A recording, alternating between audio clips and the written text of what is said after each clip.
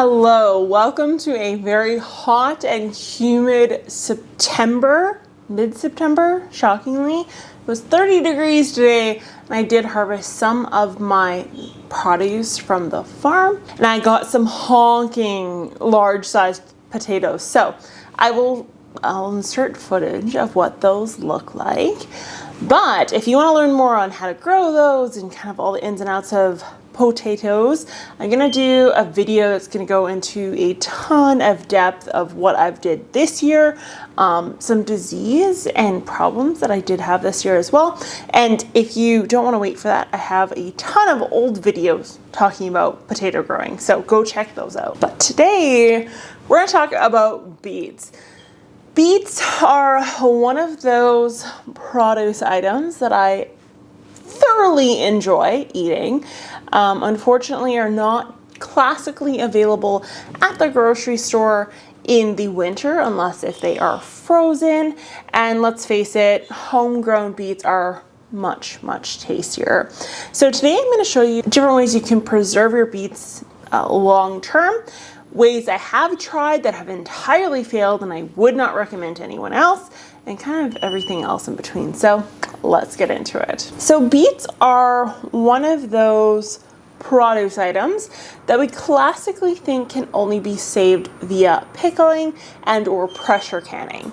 So one way you can just pickle beets in whole or in 1-inch cubes or 1/2-inch cubes or shredded, for example. You can also pressure can said beets, and I'll just quickly put the recipe, the basic recipe up here, and you can screenshot that to use that preservation method if you so choose. One recipe that I thoroughly enjoyed and my husband also thoroughly enjoyed was actually beet relish. Yes, that's right. It has horseradish and beets, but it can be used, truthfully, you can actually eat this raw, just like literally eat it out of the fridge. You can put it on burgers, hot dogs, you name it. It's incredibly delicious recipe, and it's simple to do as well. It is a relish, so it's on the sweeter side rather than a tangier side. So it's not like a fermented beet. It's not like a pickled beet.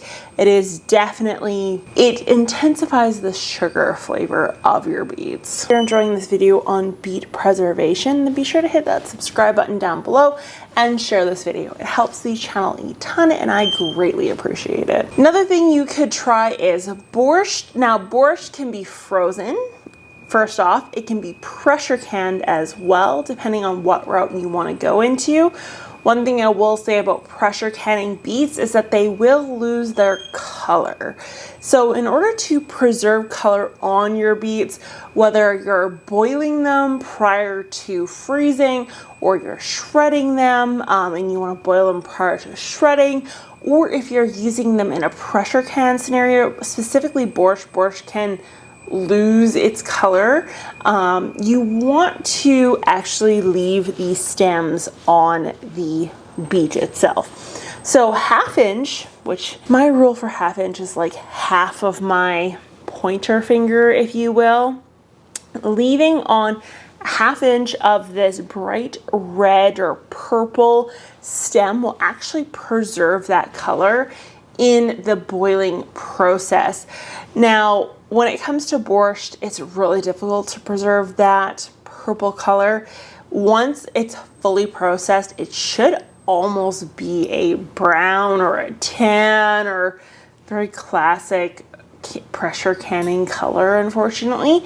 But if you were to freeze said beets, or if you were to can the beets in a pressure canner or pickle them in 1/2-inch or 1-inch cubes, the way to preserve the color is to leave the stems on, specifically a 1/2-inch plus of the stems themselves. Now I know it can get kind of grody around the stem area. It can collect a lot of dirt and it's very difficult to clean out, but you can find comfort in the fact that you're going to chop off that portion and you're going to remove that water. So that water isn't going to end up being preserved in any way. So while the water itself may look a little bit dirty because of this kind of very rough textured surface, you should be okay. So that's definitely something to think about there. Now, these guys here have not yet been boiled. If you choose to go the route of freezing, boiling is necessary. So boiling is necessary for pressure canning, boiling is necessary for pickling, and boiling is necessary for freezing. And this kind of is a universal thought throughout all produce, whether it's root veg or fruit on the vine or leafy greens, you name it. Universal rule is you do need to boil. Now, it doesn't have to be an extended period of time, but it needs to be at least 1 to 3 minutes. Sometimes recipes or preservation recipes will call for something beyond that. Now, if your main objective is to preserve color, I would boil said beets whole before cutting.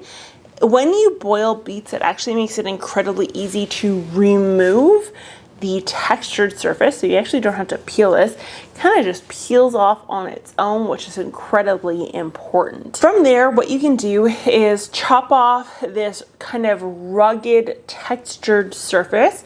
If you did not know, beets themselves, the seeds contain more than one plant, or more than one plant can germinate from a single seed. We call them compound seeds, actually. And so that's why we end up with seemingly a bunch of plants from just one beet. It's because that's what the seeds in general do. So you want to obviously remove that textured portion, then also the root. From there, you could freeze dry or dehydrate these less than desirable portions, turn them into a powder that can be used in cooking or in smoothies. For me personally, I don't find dehydration of beets to be that effective. I tend to find it takes a long time to dehydrate properly, so these will be going to my rabbits. So they'll be the ones munching on these. But from there, you're going to dice them accordingly. So general rule is 1/2 inch, so 1/2 inch cube, 1/2 inch slice, whatever the case is. And then I like to freeze mine on a cookie sheet. So laying them out on a cookie sheet, putting them in, letting them freeze overnight, going in the next morning, then actually dumping them into a Ziploc so they don't kind of freeze and clump together. If you choose to go the route of just putting them in portion sizes, you could skip the step of actually putting them on a cookie sheet. I tend to misplace portion sizes in my freezers, so I like to freeze separately and then have a big bag of beets that I can just draw from as needed in certain, obviously, volumes warranted for said dinner. But you could do portion sizes if that's what fits you. And then if you choose to go the portion size route, you could technically skip the process of cookie sheeting and freezing them individually separated from one another. One thing I will say is beets are prone to rodent activity. So you can see kind of this massive gash in this beet, and that is because of either mice. If it's above ground, rule is it's mice or squirrel or who knows what. This was at the farm is where I plant my beets, so who knows what went on there.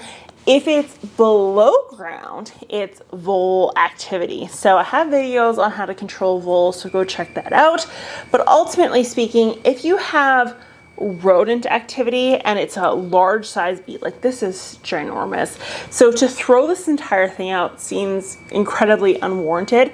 You could just remove the portions that have been chewed on. So in this case, you would remove, obviously, this entire area that's decimated, along with this corner down here. the top and the bottom. Now, if you were to preserve this, keep in mind it will lose its color in an expedited fashion because you obviously are not using the 1/2 inch stem rule, as well as you're not using, you're pretty much skinning any form that would have kept the purple, the red inside of said beet. So you can remove these, you can use them. I don't find it that icky. If you obviously don't, you find this disgusting, which my mother would have found this disgusting. You can just throw it in the compost, but I have a lot of rodent activity. Do I have? Yeah, it's all on my big ones, of course. No, actually this one just split. I thought that one, it kind of looks like it's been gnawed on at the same time, but I'm not gonna, I don't have the heart to throw all my beets out.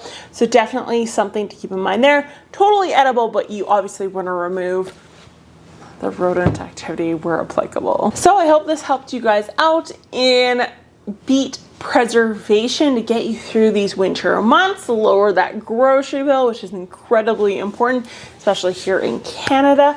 I want to thank you guys so much for watching. Be sure to share this video, give it a thumbs up, hit that subscribe button, and let me know in the comments down below what your favorite recipe is for preserving beets, because I always want more recipes.